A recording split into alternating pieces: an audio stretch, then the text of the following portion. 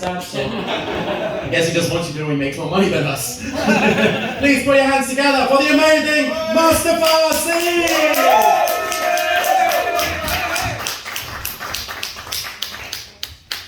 Alright everyone, you all look like a great audience. You've been really good all evening. Great to see everybody out having a good time. I don't see too many of you living to 60 though. I could be wrong, it's just like 20 years of medical experience. I'm sure you can tell from looking at me, I'm from County Tyrone. It's pretty crap. It's pretty bad. We do get a football pretty good, but everything smells like manure. It's the countryside in Northern Ireland. I'm from Tyrone, I'm also a Muslim. Just like that table. No laughter, no applause from any of the rest of you. Fuck you, fuck you, fuck you, and fuck you lot, alright? Fine. It's fucking fine. Alright, I'm an Irish Muslim. I'm Islamic.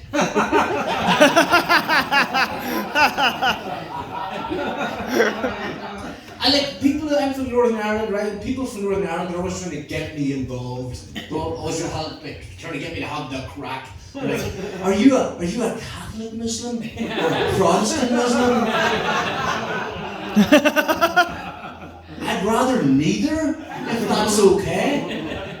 They keep on at me, right? They keep on at me. They're trying to whiteify Mustafa Saeed, you know? I mean, I just tell them, I believe, look, okay, Cork, I believe in the United Ireland, okay?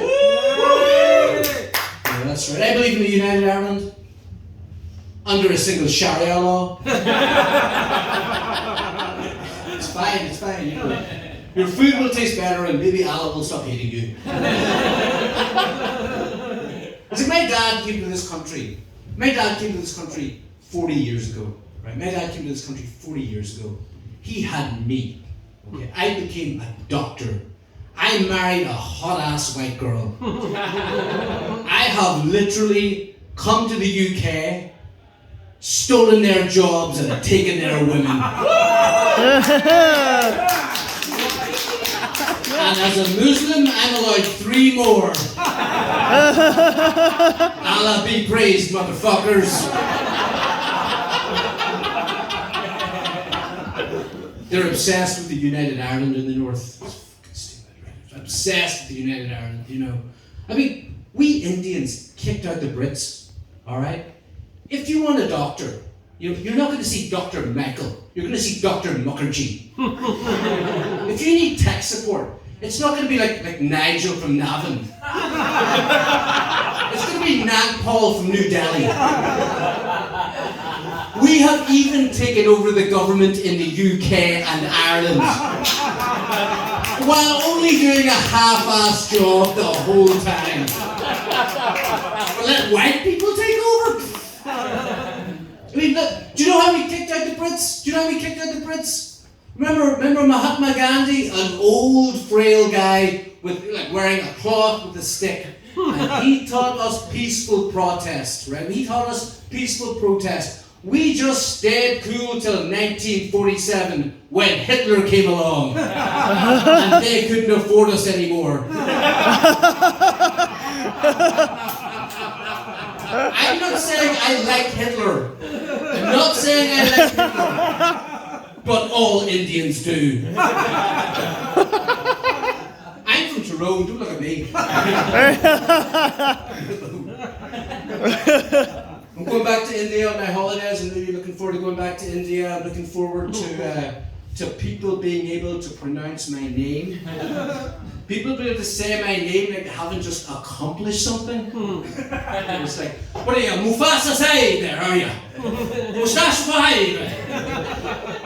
I can't wait to have Indian food, Indian street food, like stuff like gulab jamun, you know, dosas, pani puri. You're looking at me blank. but I promise you, it's delicious and will make you shit yourself every 3 hours. Eating white people food for the last 45 years, I have been constipated as fuck. Last time I went to Mumbai, I lost 5 kilos in one day. So good. I don't know why my dad ever left India. I do not know why. You know, him and my mum, they could have gone anywhere. They could have gone anywhere. The world was their onion bhaji. Anywhere at all, alright? They could have gone to Paris, or Amsterdam, or London. They wanted their children to be safe and educated with strong Muslim beliefs. So they went to Northern fucking Ireland. Like Northern Ireland's always been kind of racist, okay? But like when I was growing up in the 80s, racism was cool, alright? Because back then, they had white on white racism. That is my favorite kind! They called it the Troubles. In my house it was the golden years. I was like, Mummy, Daddy, what is Catholic and Protestant? They're like, shut up, we're on to a good thing here! All about integration, my mum and dad. My dad was scared, he was scared I'd be a victim of racism. He was like, go and play with the white children. Very diplomatic man, And I started, I went and I played Gaelic football. I started playing Gaelic football. He didn't realise what he let me into. I'd come home every day and be like, Mum, Dad, I want to be in the Ra. And they'd be like, can you just make Hezbollah? Up the Raj. Can you make it up the Raj?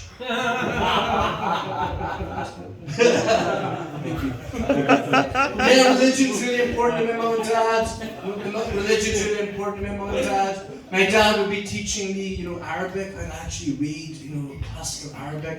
And he'd be teaching me to read from our holy book, the Quran, about the peaceful message of Allah. All it while beating the shit out of me. Allah is kind, He is merciful, and He is forgiving, but He does not make mistakes. That's all love. All love, ladies and gentlemen. All love. My mum's really religious. She's really into the Allah. I'm a Muslim, but she really loves the Allah. Favorite gangster? Al Capone. Favorite singer? Alanis Morissette. Favorite metal? Aluminium. This guy's good. I like another reference, but I like that. I was once a Muslim with a mullet. But aluminium, absolutely. Favorite Islamic terrorist organization? Okay. You would think it's actually ISIS. She was a 90s girl. It was a better time. It was a much better time. But I would still come home every day, I'd still come home every day and be like, Mummy, Daddy, the white kids have beat the shit out of me. They called me a packy bastard. The white kids called me a packy bastard. They would get really upset there. What? How could they? You're not packy bastard, you're Indian bastard! Don't worry, Mustafa, they're going to be punished by Shaitan's hellfire. And you will be rewarded by the paradise of Allah subhanahu wa ta'ala. Hold on, let me get this straight. All the other children are going to hell together. Me and cousin Omar are going to be the only kids in Muslim heaven. Muslim heaven is sort of a lot like the chess club again, Mum. The only reason I even ever wanted to be a suicide bomber was to hang out with 72 other virgins. Plenty of action since then. My dad, actually, I'm talking about my dad a lot. He actually died in 2017 of a chest infection. before it was cool.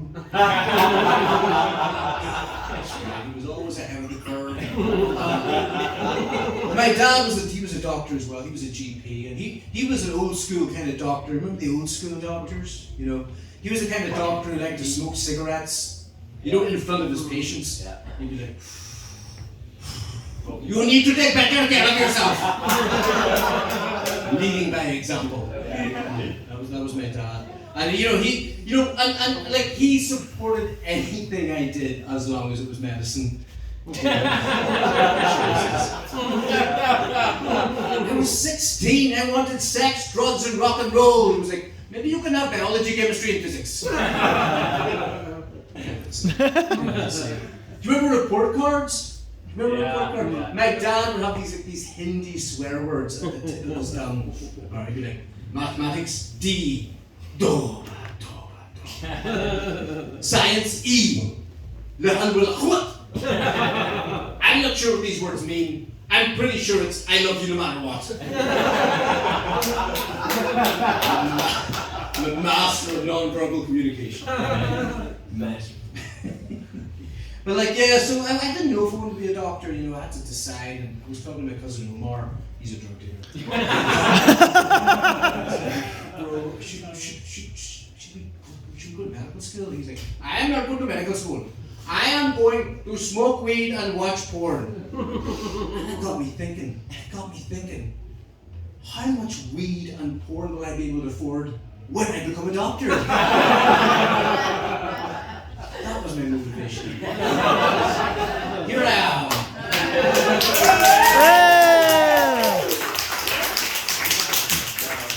That's what I do. I'm a GP. That's what I'm a family physician, as the Americans would say. So I'm a GP. It's not too bad. I get to help people out. I get paid reasonably well. I do have to stick this finger up somebody's arsehole about twice a day. Fuck yeah! Best customer. I have to stick this finger up somebody's arsehole twice a day, just so my dead father will still love me. But it is a calling. It is my father's calling. But it is a calling, you know. I mean, if somebody tells me, you know, they've got like weight loss and bleeding in their bum and they've a change in bowel habit, I have a compulsion to stick my finger up that person's professionally. Probably, you know. I mean, I don't want to stick my finger up people's arseholes. I have to do it to check for cancer. I mean, maybe that's something you should say on a first date.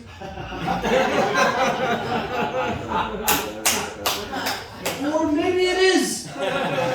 Maybe if you knew how to check for cancer by sticking your finger up your first date's arsehole, you could see how far this relationship's really going to go. We should all stick our fingers up each other's arseholes for the greater good. I finally became the good Muslim doctor's son my dad always wanted. You know, and being a Muslim, you know, it's a bit different. You know, we have all these sort of rules. Like Muslims always eat food with our right hand because our left hand is used to steal.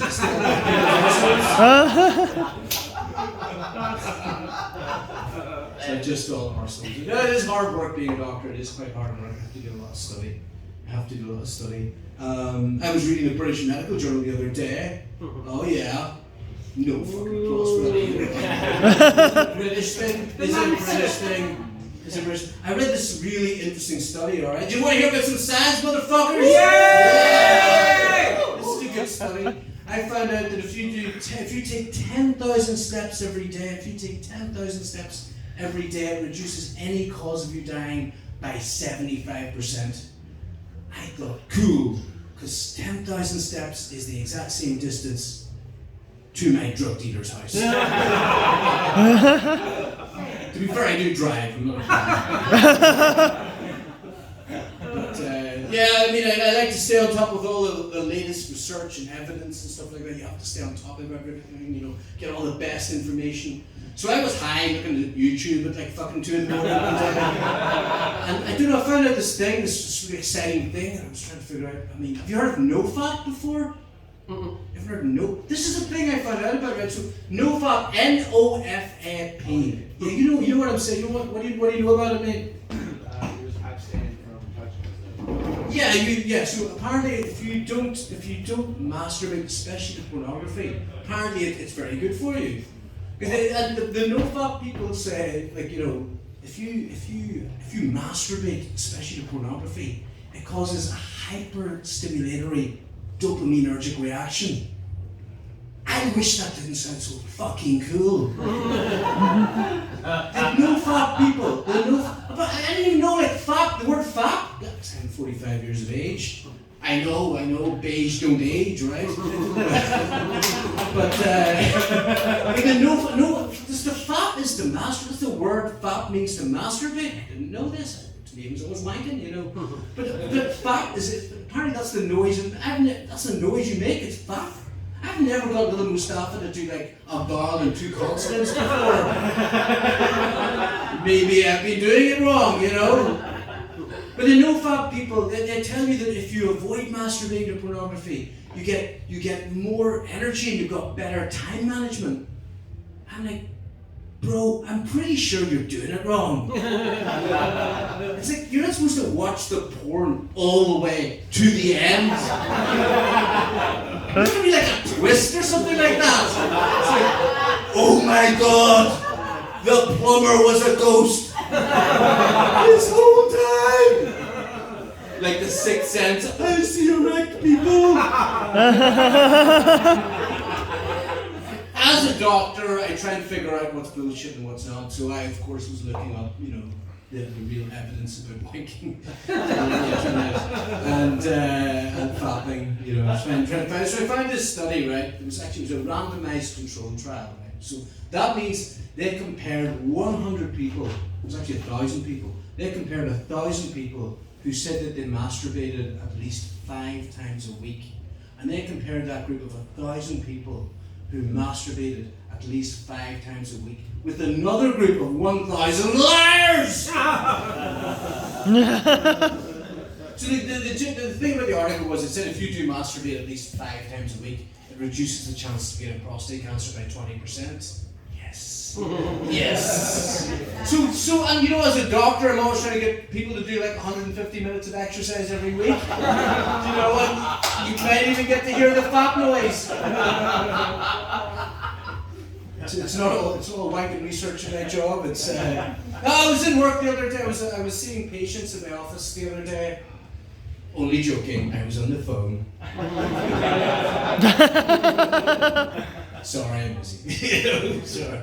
But yeah, I saw this guy. He came into my office and he said, "Oh, I'm sorry. I actually want to see a white doctor." I was like, "Oh, you want to see a white doctor? Is the back of my hand white enough for you? Smack the motherfucker!" And then he got up and said, "That's actually the front of your hand, doctor." Arguing mess with a doctor who likes to slap people. But yeah, I mean, I love my office. I love my office at work. It's my favorite place. You know, it's like my Shangri-La. It would be a temple, but it's the wrong religion. But I love my office. You know, I've got all the coolest stuff in my office. I've got all the best stuff. You know, I've got all the newest equipment.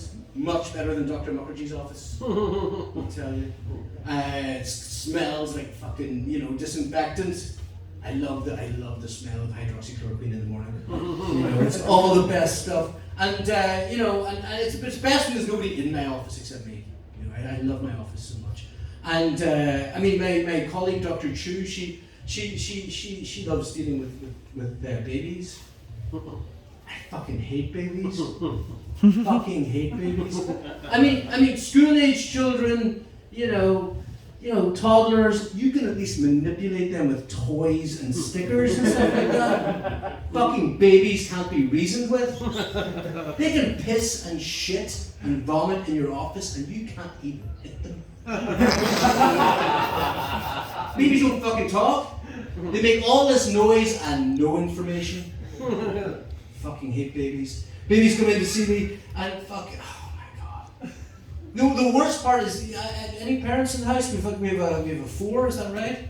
Yeah. Do you know the 8-week examination where the doctor examines the whole thing? and you have to examine the child's hips, right? You have to examine the child's hips. So you have to, so the baby's sitting here, right, like this, with its legs apart, naked. And I'm sitting here like a common paedophile. And I'm looking at the baby's hips, and I have to push the hips in. Exactly in the fucking splash zone. Alright? The baby will only piss on me every fucking time. Office, alright? In my office, right? Sometimes I think I gotta get one over on the baby. Alright? I gotta get one. I love it whenever mums come to see me and they say, oh, little Brian's got a sore throat. And I'm like, yes. Yes. I'm gonna get one over this fucking baby, alright? I'm getting one over on this baby. And because, you know, and the mother and the parents try and warn me. Brian's very strong. Brian's very strong for a little baby. And I'm like, I'm pretty sure Brian's not going to be able to take me on in one-on-one combat. If I've learned anything in 15 years of being a doctor, it's how to restrain a baby. So I said, now sit the baby down, I sit little Brian down, one arm over two arms, hand in front of his head, and lean back. And the mouth opens like it's clockwork orange. Okay, you guys are too young to know clockwork oranges. and like the little baby, you know, the little baby sort of starts to act all stupid and like cooing, and I've got my tongue depressor, and I've got my little torch, and trying to get in there to examine the child's throat. And the little baby's sort of cooing, and you know, it sees the tongue depressor. It looks like a lollipop stick, you know that one? And it sees the tongue depressor, and it thinks it's getting a milky milk. It thinks it's getting an ice lolly, but there is no milky milk. There is no ice lolly. It's just splintery, unforgiving wood. And I'm getting in there, and I'm getting in the little baby's mouth, and the little baby, it sees what's going on, and it closes its mouth, and I'm like, you stupid baby. Don't you know jujitsu? Your puny little baby jaw muscles versus the shoulder power of a grown-ass man. And I'm getting in there, and I'm driving that tongue depressor in with all the wrath of the Taliban. And I'm getting in there, and the baby's mouth pops open. And it looks and stops. And then it looks me up and down, and it tries to measure me up, and it realizes it has an unsurmountable reach and weight disadvantage. And I look at the baby, I've beaten you fucking baby, and the baby just starts to puke. It pukes all over my beautiful office, and I'm going, oh no, the mum tries to be all helpful, just to clean up the puke all over my fucking textbooks from medical school. It's cleaning it all up, and I'm like, it's okay. It's okay. And then I think, okay, I've had it. And then the baby shits itself. And then the mum says to me, and then the beautiful smell of my chlorhexidine is just a faint memory. Just a faint memory. The baby has shit itself, and the mum says to me, oh, do you mind if I change his nappy in here? And I'm like, of course I don't mind if you change that fucking baby's nappy. Of course it is. But yeah, that's my baby, but thank you for jumping on it. I think I have to go off soon. Not in the usual Muslim way. I